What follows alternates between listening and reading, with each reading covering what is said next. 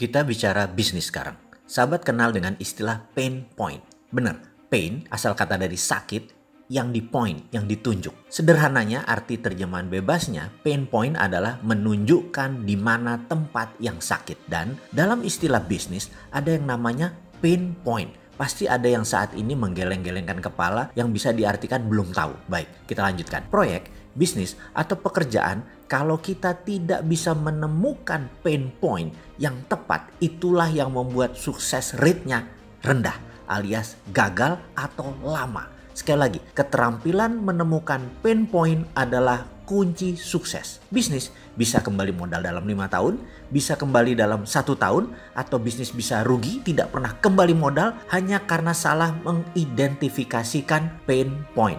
Jadi, masalahnya dalam marketing plus selling, kita harus bisa mengidentifikasi mana yang needs, mana yang wants. Ketika kita memahami perbedaan needs dan wants keduanya, maka pain point akan mudah terindikasi. Ketika pain point ditemukan, maka perpetual perception position proyek kita pasti ketemu, dan disitulah proyek mulai ditemukan titik mulainya, titik nolnya, dan pasti sukses. Oke, sampai sini pasti ada kepala yang mulai penat. Ini apaan lagi sih? Emang berbisnis itu segini rumit ya?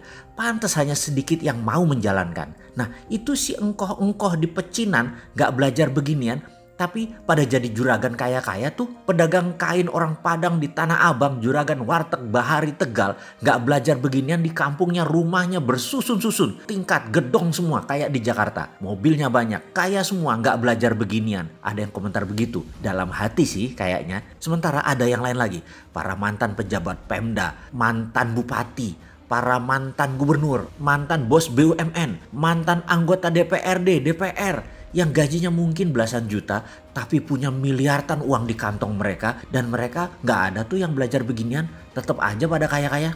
Lupa, bentar, kita gak bicara memanipulasi jabatan ya. Oke, kita ralat, kita balik ke bisnis. Bener, mereka tidak belajar hal ini, yaitu para pedagang kaki lima, engkoh-engkoh di pecinan dan lain-lain. Benar, tidak belajar. Tapi mereka melakukannya. Dari ratusan proses, bahkan ribuan proses mereka jalani dari usia belasan hingga sekarang, misalnya usia mereka 50-an, sudah 30 tahun, sudah 40 tahun, sudah ribuan proses bisnis dilalui, dan sudah terbentuk perpetual perception position di kepalanya tanpa melakukan analisa data. Hal itu sudah masuk pikiran bawah sadar dan sudah masuk dalam snap judgment decision. Itu artinya mereka belajar juga, hanya secara tidak sadar dengan melalui perjalanan dan pengalaman hidup mereka. Seseorang dengan insight dalam tanda petik bisnis yang dalam tadi, jika melihat sebuah tempat usaha, dalam sekejap mereka bisa tahu ini akan jadi besar, ini pasti gagal, ini bakalan hanya jalan di tempat. Matanya dengan cepat menemukan titik pain point. Otaknya dengan cepat menemukan di sini needs-nya. To make story short, wants atau keinginan itu adanya di pikiran atas sadar atau dikenal dengan istilah conscious mind. Needs atau kebutuhan berada di pikiran bawah sadar atau dikenal dengan sebutan subconscious mind. Kita semua tahu bahwa conscious mind itu memberikan kontribusi hanya 12%. Sementara subconscious mind memberikan 88% kontribusi kepada kehidupan. Namun subconscious punya kelemahan.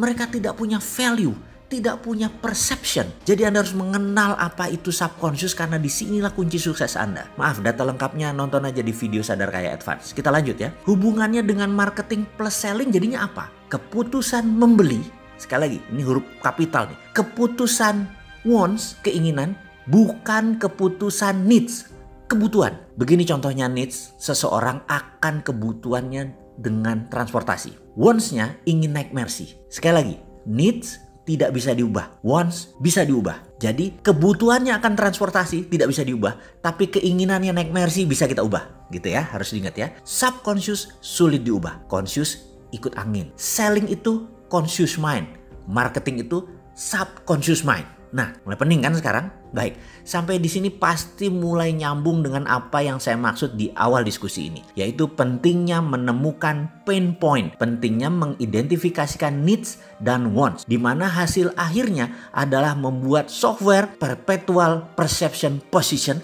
yang mana hal ini harus diletakkan di bawah sadar seseorang agar dia bisa dan pasti menjadi sukses keputusan bisnisnya karena semua keputusan bisnisnya pasti benar. Sekali lagi, saya memberi ilustrasi. Needs, wants, pain point, perpetual perception position dalam sebuah pemahaman. Jadi semua pelajaran di awal kita ulang dalam sebuah pemahaman. Seseorang tinggal di Cibubur, kerja di Jakarta. Setiap hari dia bersama 2 juta manusia yang lain berangkat pagi hari. 2 jam sampai 3 jam sehari dia habiskan waktu di jalan untuk berangkat kerja. Kebutuhannya memindahkan dirinya dari rumah ke tempat kerja adalah masalah transportasi, itu adalah needs. Setiap hari dengan kendaraan umum dihabiskan waktu 2-3 jam.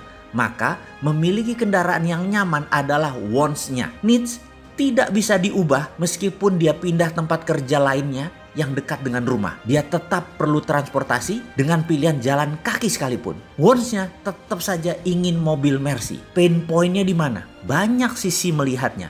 Ada puluhan pain point-nya. Dapat satu saja Anda jadi milioner. Salah satu pain point, lihat saja Gojek, lihat saja Uber, lihat saja Grab. Ada lagi yang lain? Ya pasti ada. Sekali lagi saya tanya, pain point-nya mana? Satu sudah dilihat oleh Gojek dan Grab. Pasti Anda sudah mulai tangkap. Sekarang pasti Anda sudah mendapatkan aha momennya. Apa masih belum? Ada banyak contoh loh. Ada puluhan pain point-nya. Apa masih perlu penjelasan? Apa itu perpetual perception position? Ini belajar bisnis apa belajar psikologi ya? Kita lanjut.